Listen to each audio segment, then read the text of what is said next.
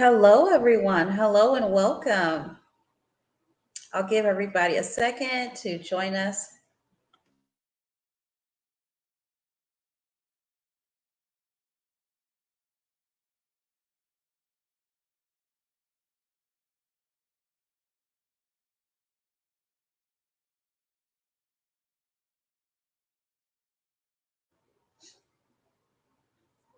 Hello, everyone. Welcome.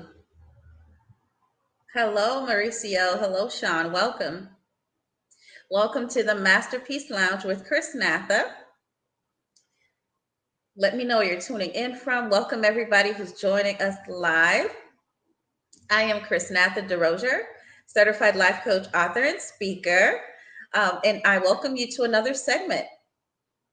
Today, we're going to be talking about the importance of accountability, the importance of accountability to ourselves, to our goals, to the things that are important to us, because we have amazing goals and plans for this year. And we want to make sure that we hold ourselves accountable, that we are being honest with ourselves, that we are checking ourselves, that we are doing everything we can to be the best version of ourselves and not to quit on ourselves or keep our word, right? So I'm excited. I'm excited. Welcome, everyone. We have Syracuse in the building, Alabama's in the building. Welcome. Welcome, welcome. Hello. Hi. Alabama. New York is in the house. Hello, everyone. Hello and welcome. Welcome. Thank you for being here. Awesome. And so, yeah, so this year is all about growth and accountability, right? Let's do what we need to do. Let's leave the excuses in last year and let's really just make it happen, right? Let's just make it happen. So, let's talk about accountability. I know that's a word that you hear so much now online. Everybody's talking about how everyone else needs to take accountability. But today we're talking about accountability for ourselves. You know, we can't control other people, but we are in control of ourselves, the things that we do, the decisions that we make, and how we move. And so, in terms of holding ourselves accountable, there are 7 steps that I want to share with you to help you do that. We all are setting out to do incredible things this year. And so I want to make sure that we do everything possible to make them come to pass. So the first one is to ask for feedback. So one of the first ways to hold yourself accountable is to ask for feedback. Turn to your mentors for advice about holding yourself accountable. Ask people in your life that you trust professionally, if you have a business buddy, a mentor for your business, or in your workplace, someone that you trust. Ask for accountability. One of the things that I did recently is that I reached out to my supervisor and I said, I want to schedule some time with you one on one. I want to talk about how I'm doing. I want to talk about areas of opportunity where I can be better. I want to talk about how I can add more value to the organization. And she was so impressed that I even wanted to meet with her and talk about this. But we're going to be meeting in the next 2 days because I want to know, how can I be of more value? Why I'm positioning myself and I'm keeping myself accountable, and she'll keep me accountable as well because I put myself out there, right? So ask for feedback. Ask people you trust, people that are close to you. How am I doing? Or I know we made these vision boards together last year and I didn't work on anything. You know, I need you to check in with me. Let's check in quarterly. Like, how am I doing? What could I do better? What advice do you have for me? So ask for feedback. Don't be afraid of feedback. It's actually for your benefit. The second tip for holding yourself accountable is to get an accountability partner. So you can ask for feedback, but that doesn't necessarily have to be the same person that's your accountability partner. But your accountability partner can be someone that you both check in with each other however many times you feel it's necessary. Weekly, monthly, quarterly, biweekly, whatever you feel is best and more helpful. But check in with each other And also, you are making every step, taking every step possible to make sure that you are doing what's necessary so that when you meet with your accountability partner, you feel that there's progress from the last time you guys spoke about whatever topic, goal, or milestone that you guys are discussing. The third step in holding yourself accountable is to practice self care. Now, why is self care important? Self care is important because as we are hustling, bustling, working really hard, trying to make it happen, we have to pause and take care of ourselves. It's not okay for us to go hard in the paint, right?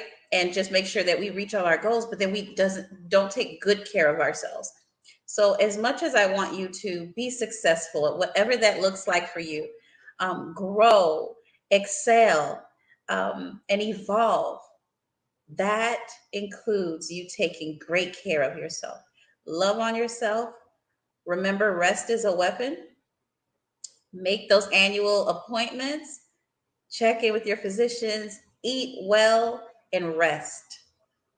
And when you can, take a trip. Okay. So practice self care. But self care is not only all of the things I mentioned, it's also introspective, forgiving others, letting go of some things that's been hurting you, taking time to take care of all aspects of your life, including your mental health, right? And so practice self care, be kind to yourself. And even though we're talking about accountability, I still want you to be kind and patient with yourself.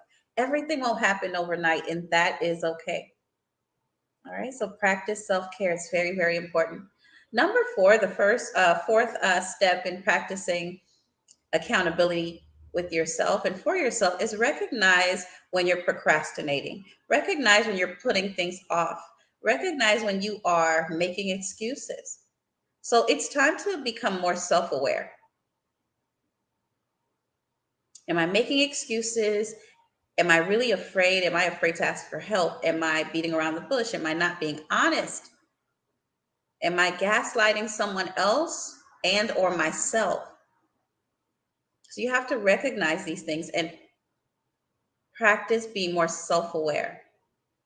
And one of the activities I do in practicing self-awareness, because this is something I do all of the time, is I ask myself why all of the time. Not other people, so to speak, but I ask myself why. Why do I feel like this? Why do I not want to complete this task? Why am I putting this off? Why hasn't this goal been completed? Why? And that is a question that I ask myself so I can dig deeper inside, not putting it out on anyone, but really bringing it back to me.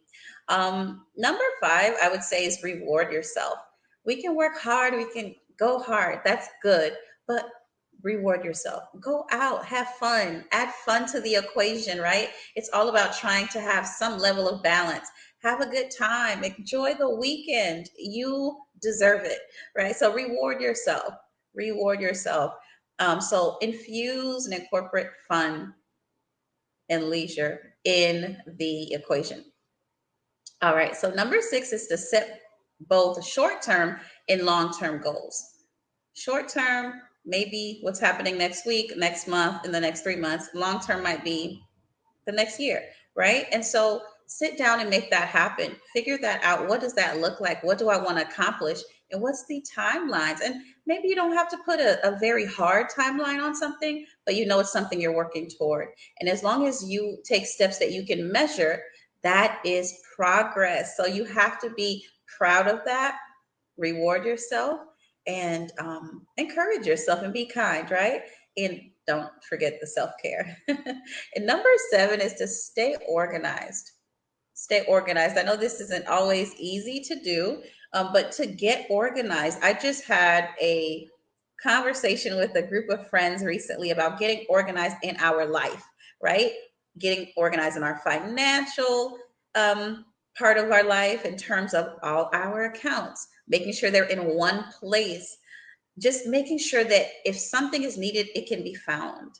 If something happens to you, there's one place to go to get what we need, right? And so getting organized, making sure that you are paying attention to your life, to your health, to your family, to your work, to your business. Slow down a bit, see what's going on, be present, and get organized. And there's so many amazing tools out here to help us be organized. And we can hire people to help us be organized, right? So whether it's being organized in that way or being organized in your actual space, right? Your workspace, you can do it. So I am excited for y'all. And yeah, so we are talking about all things accountability. I am counting on you to be accountable to yourself this year. Do not break your own promise to you. Don't let yourself down. Don't quit. One step at a time. Don't beat yourself up. Make sure self care is included. Infuse fun and joy and leisure into the equation, but go hard and make it happen. I'm excited for you all. I can't wait to hear all that you're going to be accomplishing this year as you take great care of yourself. So that's all I have for you guys today in our segment, the importance of accountability. And I hope that there's some nuggets that you can walk away from that truly will be a blessing. Don't be selfish and stingy. Share this broadcast with someone that you care about so that we can all be on our accountability journey together. I'm Chrisnatha Derosier, certified life coach, author, and speaker, signing off until next time. And until then, be well. Take care, everyone.